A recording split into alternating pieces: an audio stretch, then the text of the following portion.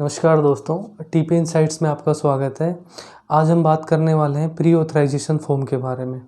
किसी भी हॉस्पिटल के अंदर जब हम अपना ट्रीटमेंट कराने के लिए एडमिट होते हैं तो सबसे पहले कोई अगर डॉक्यूमेंट्स होता है वो प्री ऑथराइजेशन फॉर्म होता है। ये किसी भी कैशलेस क्लेम के लिए सबसे इम्पोर्टेंट डॉक्यूमेंट्स होता है जो बहुत ध्यान से भरा जाता है हॉस्पिटल की तरफ से और बहुत ध्यान से इसके साथ सपोर्टिंग डॉक्यूमेंट्स लगाए जाते हैं। तो आज की वीडियो में हम प्री ऑथराइजेशन फॉर्म के बारे में पूरा डिस्कस करने वाले हैं। तो वीडियो में आप लास्ट तक बने रहें, वीडियो को स्किप ना करें, पूरा वीडियो लास्ट तक देखें। चैनल को सब्सक्राइब ज़रूर कर लीजिए। तो चलिए वीडियो को शुरू करते हैं।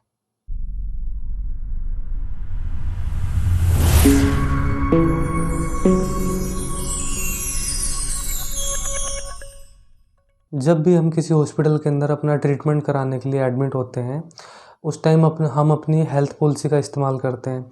हेल्थ पॉलिसी का इस्तेमाल करते टाइम हमें बहुत सारी चीज़ों का ध्यान रखना होता है। उसमें सबसे इम्पोर्टेंट होता है, जब भी हम हॉस्पिटल के अंदर एडमिट होते हैं तो हॉस्पिटल की टीपीए टीम हमसे एक प्री ऑथराइजेशन फॉर्म साइन कराती है। वो फॉर्म सबसे मेन होता है कैशलेस क्लेम के अंदर। उस फॉर्म को बहुत ध्यान से भरा जाना बहुत ज़रूरी होता है। उसमें दोनों तरफ से ध्यान रखने वाली चीज़ें होती हैं, पेशेंट की तरफ से भी और हॉस्पिटल की तरफ से भी। उसमें कुछ इन्फॉर्मेशन हॉस्पिटल की डलती है, कुछ इन्फॉर्मेशन पेशेंट की डलती है।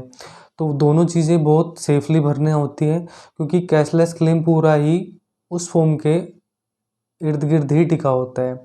अगर उस फॉर्म के अंदर कोई भी गलत इन्फॉर्मेशन इंश्योरेंस कंपनी के पास जाती है तो क्लेम रिजेक्ट होने के पूरे चांस होते हैं। सभी इंश्योरेंस कंपनी का अपना अलग अलग प्री ऑथराइजेशन फॉर्म होता है। मोस्टली फॉर्म सब एक ही सीक्वेंस में एक ही फॉर्मेट में होते हैं, लेकिन कुछ का थोड़ा डिफरेंट होता है। जहाँ हॉस्पिटल की डिटेल डलती है वो सारे कॉलम सेम ही होते हैं।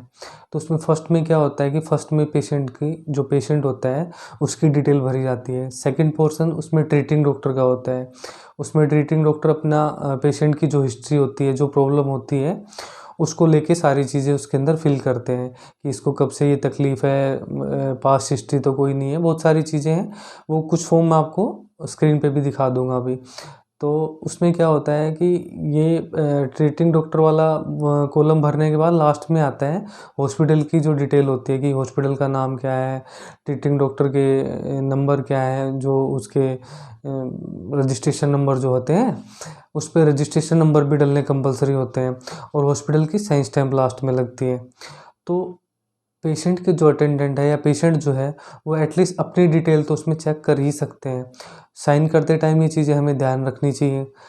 प्री ऑथराइजेशन फॉर्म के साथ में कुछ हॉस्पिटल एक पेज पे अंडरटेकिंग लेते हैं। अंडरटेकिंग में क्या लिखा होता है कि जो हम पेशेंट का ट्रीटमेंट यहाँ करा रहे हैं, अगर इंश्योरेंस कंपनी अप्रूवल दे देती है तो उसको कैशलेस ट्रीटमेंट मिल जाएगा।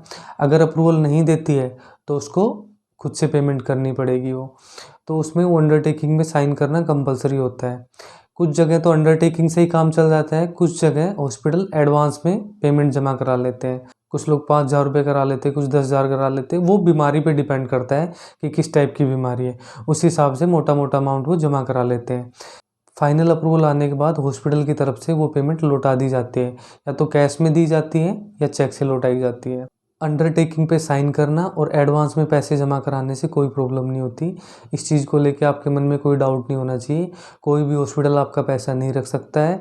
जैसे ही अप्रूवल आएगा इंश्योरेंस कंपनी की तरफ से वो आपको रिफ़ंड डिस्चार्ज के बाद कर दिया जाएगा। आई होप प्री ऑथराइजेशन के बारे में आप लोग आज समझ गए होंगे। फिर भी कोई आपके मन में डाउट्स हो तो आप मुझे कमेंट सेक्शन में लिख सकते हैं, मैं आपके सभी सवालों का आंसर ज़रूर दूंगा।